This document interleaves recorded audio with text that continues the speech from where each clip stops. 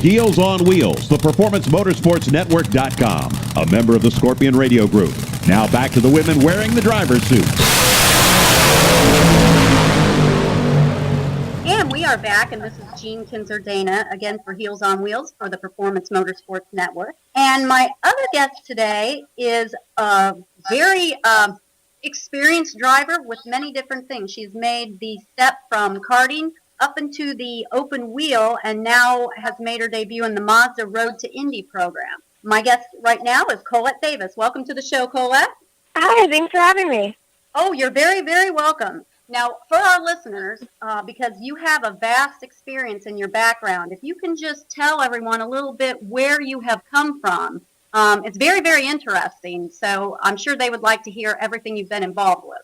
Yeah, absolutely. Well, like most racers, I started out in go karts when I was younger, and did those for a few years. And my first transition to bigger cars was actually in a Pro Challenge Mustang. So I didn't go straight into open wheel, but I started racing that for a year. And then, I've always, when I was younger, seen IndyCar in my future. And, for me, that's what translated best from racing go-karts when I was younger. And I got the opportunity to make my pro debut on the Mazda Road to Indy last year, and that's currently what I'm pursuing for 2014. Now, the Mazda Road to Indy program, how does that work? What was the credentials you had to get in, and then how does that whole program work for you? Well, so the Mazda Road to Indy is a ladder series with the IZOD IndyCar series, and it's for drivers that want to race in IndyCar, and it's fantastic because you get to race in professional platforms with the IndyCar series. So it's perfect for development with the pro teams, and we get to be on the same race weekends as the IndyCar series and get to follow some of their circuits.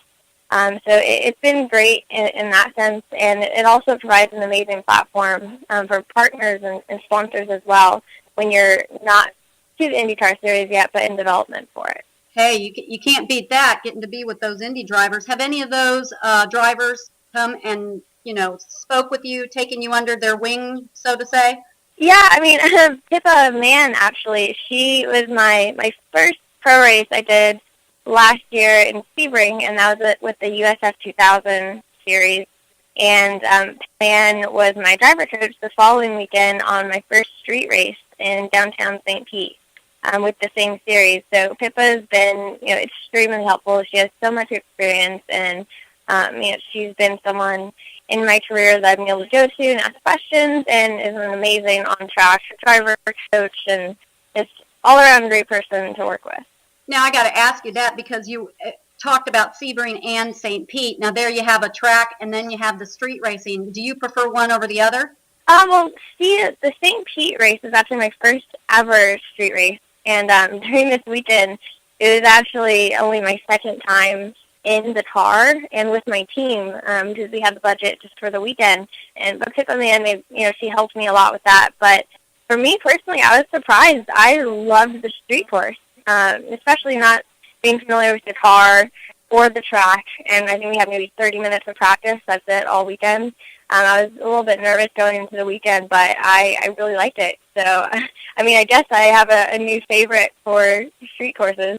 Oh, that's great. Now, I do see you have a championship in your background. I believe it's the World Formula Karting Championship. Is that it?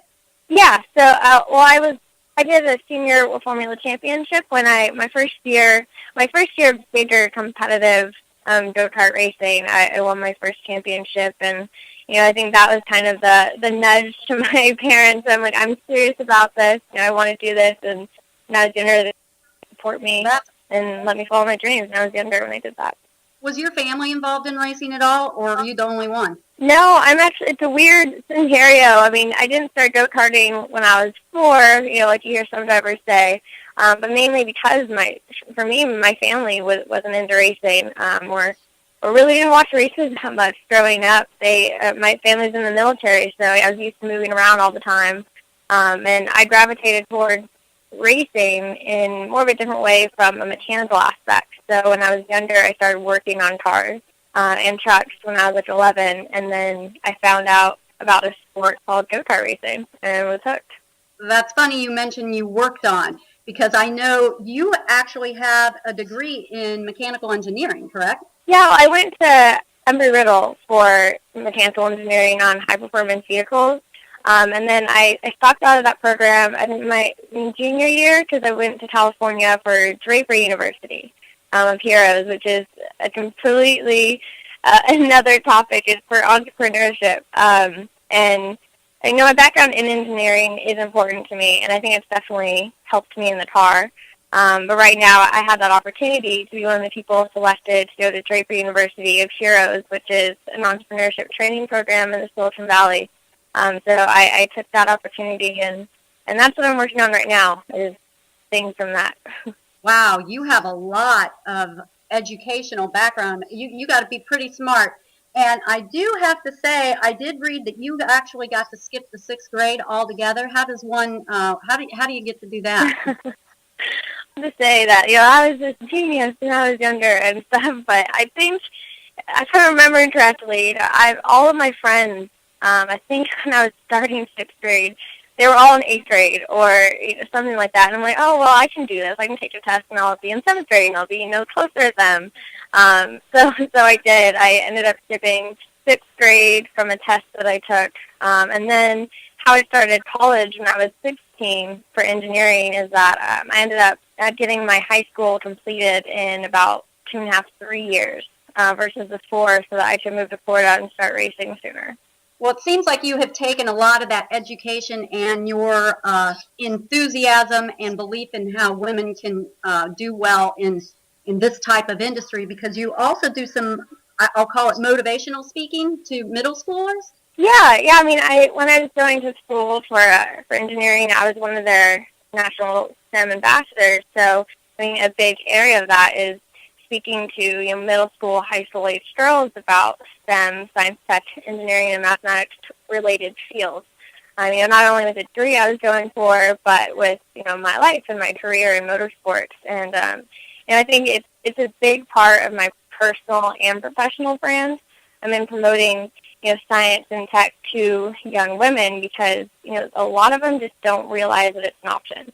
And for me, with the way I grew up working on cars, I guess I never had that mindset that it wasn't. But when I've done a lot of speaking by now, and it's crazy how young girls just need to hear that, like, it's a possibility, or that, wow, I can be doing that too, and kind of get rid of stereotypes. So that's definitely really important to me, and it's an amazing experience to be able to do that.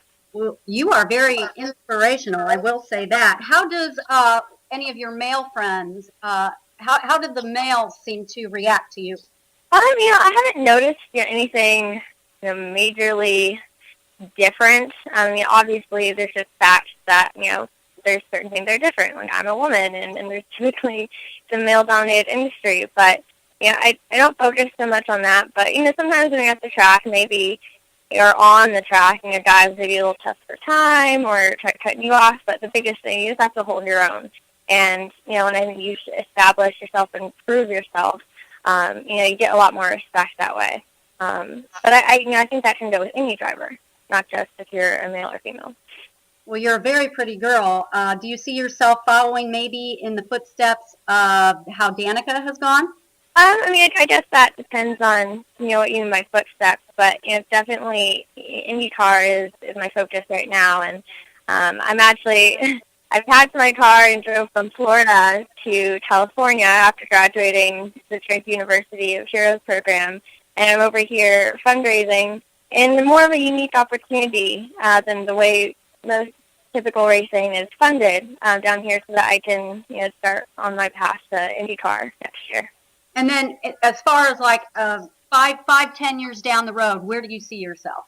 Right now I'm definitely focusing on IZOT IndyCar Series. Being successful and with a good team in that series, and gaining experience and being competitive is definitely the goal. And as I'm doing that, be able to bring up and promote a lot of things I stand for with education in young women and science and tech. So a lot of things I'm working on right now heavily involve innovative tech companies in the Silicon Valley and bringing entrepreneurship and new companies to the IndyCar Series fans. And that's a big part of the program I'm putting together now, and I hope to to be able to bring that. Well, great. Do you have any sponsors you need to thank, talk about before we leave? Yeah, I mean, I think the biggest one right now is Draper University has honestly changed my life. Draper University of Heroes program, it's a brand new entrepreneurship training program by Tim Draper, and I just graduated as one of the first classes to go through it, and it's a completely amazing experience for entrepreneurs or people that are just trying to figure out, what you want to do in life. And it's definitely just made me a better person, and I could be in a race car next year because of this program solely. And it's definitely amazing, so I encourage everyone to check it out at Draper University. That is great. Well, how will any of our listeners be able to find you? Do you have a website? Yeah, I'm actually launching my new website in 2 to 3 days, so I'm really excited. It's ColletteDavisRacing.com, and that's COLLETE, Davis Racing. And then Facebook, too. I mean, you'll see everything when my website launches, and anything else, major announcements on my Facebook fan page. It's probably the easiest way, just Collette Davis Racing. Well, great. Well, guys and gals out there listening, she not only can drive, but she is smart. And she looks to be an entrepreneur that'll be on the move and one we want to watch. Collette Davis, thank you so much for being on the show with us today. Please keep us in tune with what's going on with your career and everything. This has been Jean Kinzer-Dana for Heels on Wheels for the Performance Motorsports Network. We'll be back in just a few minutes.